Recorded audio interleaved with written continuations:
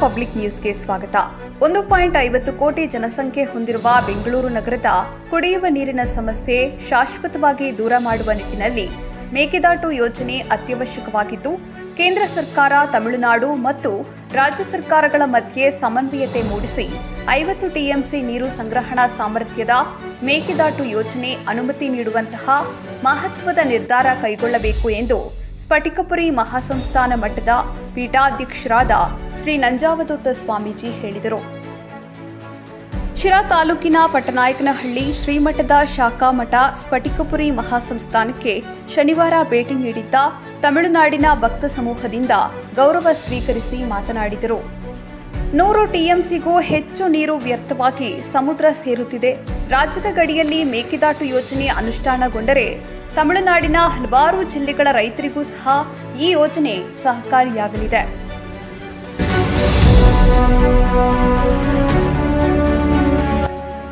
ಅಲ್ಲದೆ ಮೇಕೆದಾಟು ಯೋಜನೆಯಿಂದ ವಿದ್ಯುತ್ ಶಕ್ತಿ ಕೂಡ ಉತ್ಪಾದನೆಯಾಗಲಿದ್ದು ಅನ್ನದಾತರಿಗೆ ಅನುಕೂಲಕರವಾಗಲಿದೆ. 2 ರಾಜ್ಯಗಳ ರಾಜಕೀಯ ಪ್ರತಿಷ್ಠೆಯಿಂದ ಮೇಕೆದಾಟು ಯೋಜನೆಗೆ ಹಿನ್ನಡೆಯಾಗಿದೆ. ಕೇಂದ್ರ ಸರ್ಕಾರ ತಕ್ಷಣ 2 ರಾಜ್ಯದ ಮುಖ್ಯಮಂತ್ರಿಗಳು, ಜಲಸಂಪನ್ಮೂಲ ಸಚಿವರುಗಳ ಜೊತೆ ಸಭೆ ನಡೆಸಿ ಸಾಧಕ ಬಾಧಕಗಳನ್ನು ಚರ್ಚೆ ಮಾಡಿ ಯೋಜನೆ ಅನುಷ್ಠಾನಗೊಳಿಸಲು ಸಹಕರಿಸಬೇಕು. ಇದರಿಂದ ಬೆಂಗಳೂರು ನಗರದ ಜನರ ಕುಡಿಯುವ ನೀರಿನ ಬರ ನೀಗಲಿದೆ ಎಂದರು.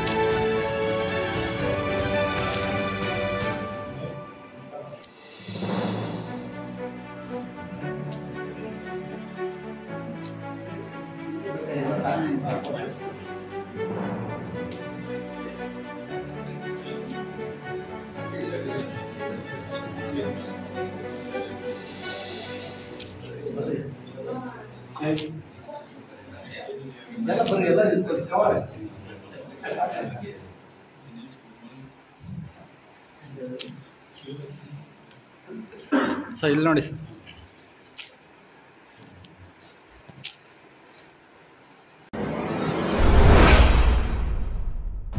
ಎಷ್ಟೇ ದುಡ್ಡಿದ್ರೂ ಆಯುಷ್ನ ಕೊಂಡ್ಕೊಳ್ಳೋಕ್ಕೆ ಸಾಧ್ಯನೇ ಇಲ್ಲ.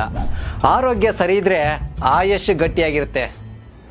ಆರೋಗ್ಯ ಸರಿ ಇರಬೇಕು ಅಂತಂದ್ರೆ ನಿಮ್ಮ ಅಡಿಗೆಯಲ್ಲಿ ಪ್ರತಿದಿನ ಜೀನಿ ಗಾಣದ ಎಣ್ಣೆ ಬಳಸಿ. ಜೀನಿ ಗಾಣದ ಕಡಲೆಕಾಯಿ ಎಣ್ಣೆ, ಕೊಬ್ಬರಿ ಎಣ್ಣೆ ಎಲ್ಲಾ ಮೆಡಿಕಲ್ ಶಾಪ್, ದಿನಸಿ ಅಂಗಡಿ ಹಾಗೂ ಸೂಪರ್ ಮಾರ್ಕೆಟ್ಗಳಲ್ಲಿ ಲಭ್ಯ.